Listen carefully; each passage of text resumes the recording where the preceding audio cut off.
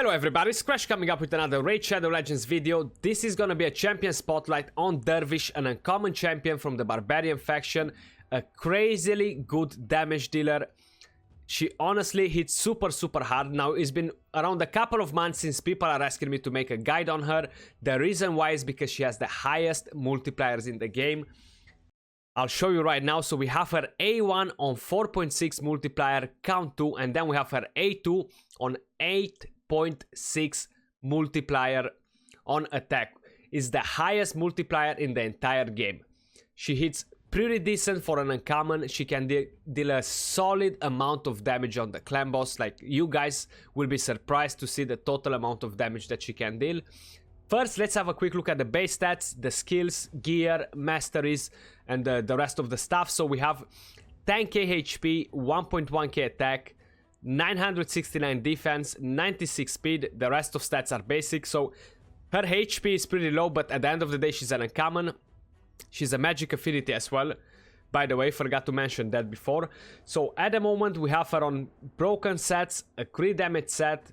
Total stats on her, we have a 20k HP, 4.1k attack, 1.8k defense, 206 speed, 111 crit rate. We have a bit of overkill on crit rate there, 278 crit damage, a bit of resistance, accuracy. I didn't went for, with accuracy on her at all. So we have the weapon right here. We have the helmet, we have the shield, crit damage gauntlet, attack chest piece, speed boots, attack ring, no glyphs on it, crit damage amulet, and attack banner. Masteries, we got the offense and the defense tree. So we have a deadly precision, we have grim resolve, we have keen strike, we have life drinker, we have ruthless ambush, cycle of violence, bring it down, methodical, and for the last one we have War Master because we're gonna use her in clan boss. Then we have a Defiant, we have a Improved Parai, we have Bloodthirst, we have Delay Death, and Retribution. Honestly, the only thing that matters on the defense tree right here from the masteries I've got is Retribution. Nothing else. You can go however you guys want, as long as you don't hit Cycle of Revenge. Now, let's have a quick look at the skills. So we have her A1, attacks 2 times at random, has a 25% chance of placing a 30% decreased defense debuff for 2 turns, so we don't really care about the debuff at all. Then we have her A2 on 3 turn cooldown, fully booked, attacks 1 enemy, has a 50% chance of placing a 50% heal reduction debuff for 2 turns. Now is a catch here. If you get lucky with the books, I would prefer not to fully book the A2, to don't have the cooldown on. Keep it on 4 turn cooldown preferably, just for the clan boss to use more the A1. Unfortunately, I didn't got lucky with that, so it ate all the books before I managed to get the books into the A1. But yeah, let's take her for a spin in the dragon first, quick. See what she's capable of there. And probably I'm not gonna use her in any other dungeon. We're gonna go straight to the clan boss. But trust me guys, she's an insane damage dealer in the clan boss. Like, the multipliers for clan boss are actually insane. You've seen the other day the video on Phoenix. He had crazily good multipliers against the clan boss. The raw damage she dealt was absolutely insane. And you're in for a treat with her because she deals crazy damage as well. Now we kind of lost her there. Is normal because the HP is like super low. I've only done like a couple of runs before on the dragon. She didn't die, but seems like I'm recording it now, so of course something needs to go wrong. Just typical. So she has pretty solid hits there, 65k hit. 37, 29k hit without defense down on the enemy team. But let's see overall her total damage. Seems like we're about to lose her again probably. Yes, we are. But there she is, she's back to life. As long as you have support champions to keep your team alive, bring them back. It's absolutely fine to have your champions. Glass cannon. Of course, they're not gonna be speed runs by any means, but it can work pretty good as well. So 34k hit there. No defense down, no attack up, nothing. 20k, 21k, 37k, 33k. That was just with attack up, no debuffs. 132k with her A3 there. A3, A2, sorry. 64k, 54k with her A1.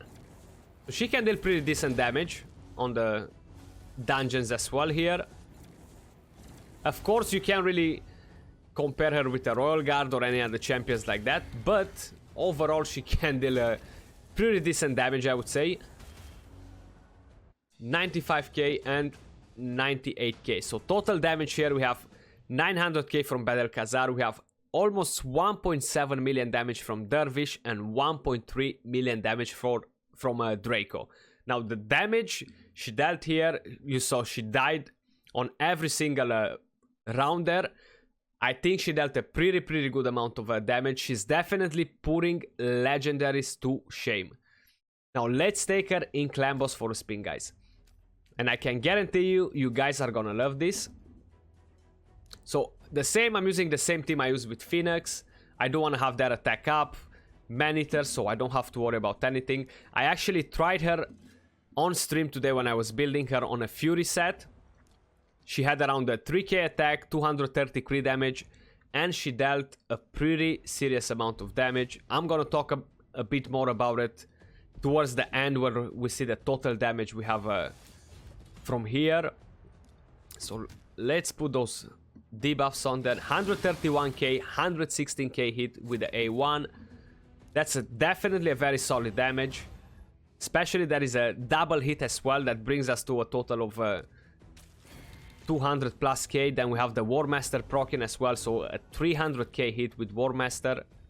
104k, 126k.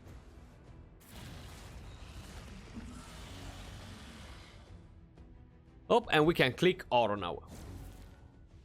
So yeah, talking about that, how I said, we try her on Fury, on Fury set on stream. It was pretty fun actually to see her in action, to see the Fury set, how it works on her.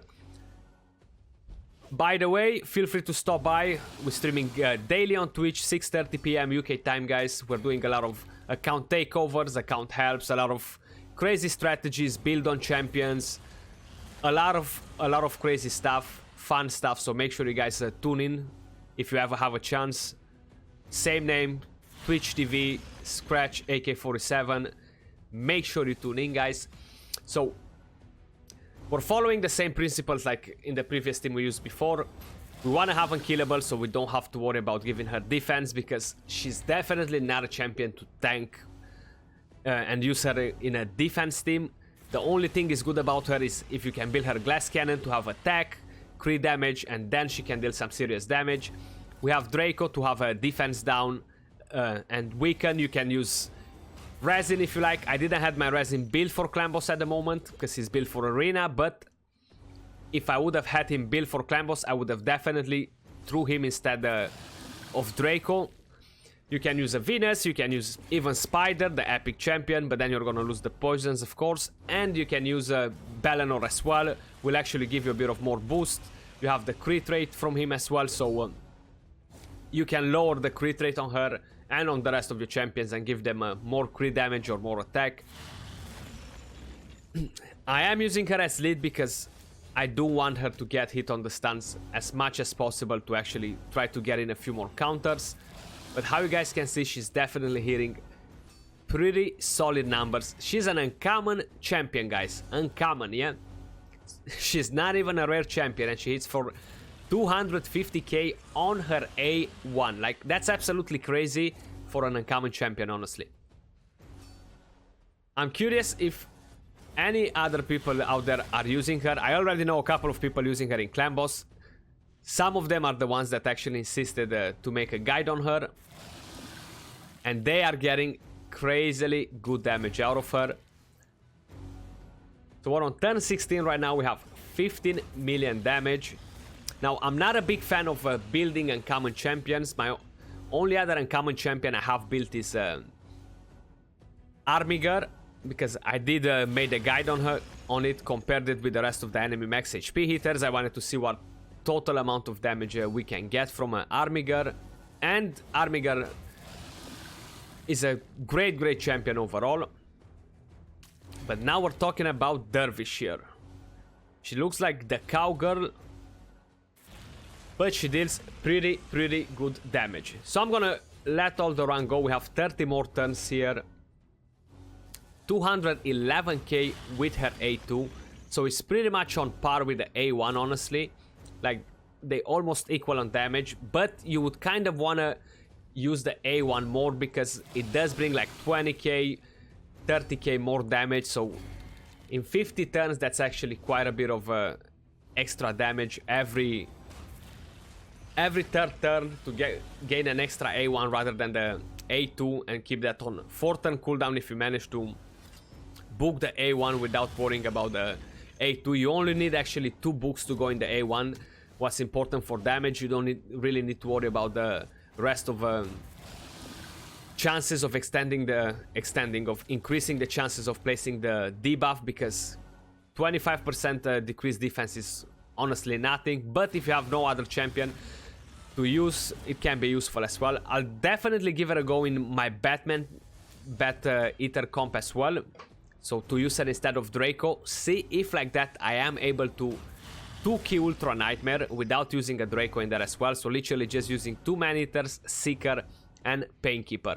And if that works, that's actually pretty solid. I will probably try to give her an accuracy banner there to make sure I do have at least the small defense from her. Defense down.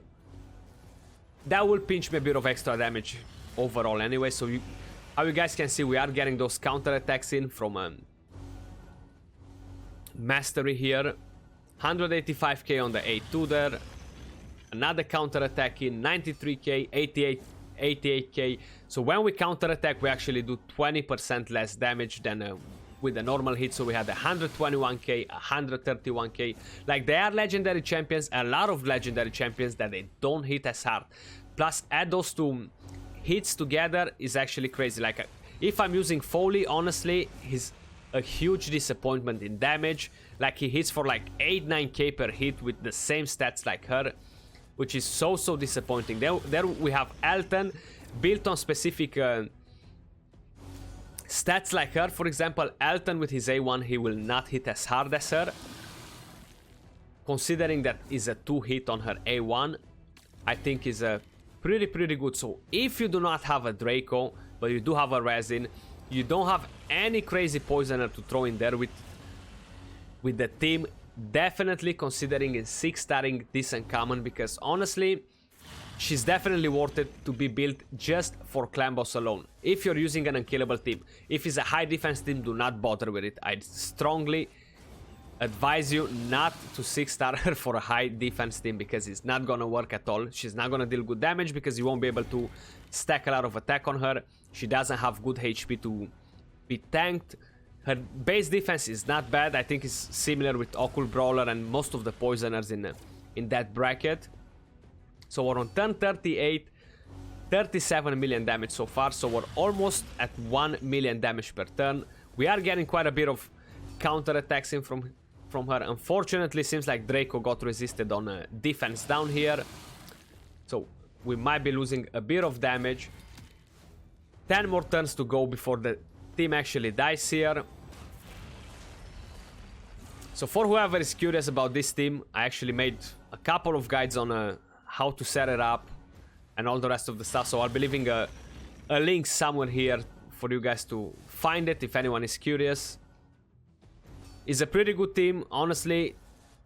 Now we have the Bat Eaters, which is the best unkillable team overall. But after that, this is definitely the best unkillable. It doesn't require crazily high speeds, 248 being the highest. And it's proof affinity. You don't have to worry about stuns. You have 3 different spots to add whatever champions you want next to the Man-Eaters. You can bring 3 damage dealers, bring counter attack, a Vizier, a damage dealer. I actually one-kid with this team Ultra Nightmare, and that was using a Vizier, Brachus and Draco. And we got 73 million damage, we got 71 million damage, so it was a pretty strong team overall to one-key it in 50 turns without going on a 2-to-1 ratio. So we have Draco hitting for 93k on his A1, 100 and a bit k. Now, I know Draco, I'm not comparing Dervish with Draco at all. Draco is god tier. I don't think he's anyone to be able to replace Draco as number one clan boss champion damage dealer. But how you guys can see, she's hitting harder than all of them. So we have the total damage here at the end, guys. So we have Dervish with 13.5 million damage. An uncommon champion, putting legendary champions to shame, guys. 13.5 million damage from an uncommon champion on Ultra Nightmare Clan Boss. Then we have Draco with 16.5 million damage, so he literally has 3 million extra damage than Dervish. We have Maneater with 3.7, Brackus the Shifter with 9.6, and the second Maneater with 3.7 million damage as well. Now, tell me that Dervish, she doesn't do good damage on Clan Boss. You saw the gear, she does have pretty crazy stats overall in this build, but how I said, I did try her on a Fury set before with 3.2k attack, I think it had, maybe not even that, and 230 crit damage, and she dealt 12 million damage, almost 12 million damage. So I gave her like what, 40% more crit damage, I gave her 1.2k more attack, and she gained around 1.5 to 1.8 million damage. I can't remember exactly the number that we had before on Fury, but was only like 1.5 million difference in damage for all those extra stats that we got on her. Let me know your thoughts on Dervish, guys. How many of you guys are using her? Is anyone gonna build her just to have fun with it? Hopefully you enjoyed the video. Appreciate you guys watching, and I'll see you all soon on another video. Till then, peace out.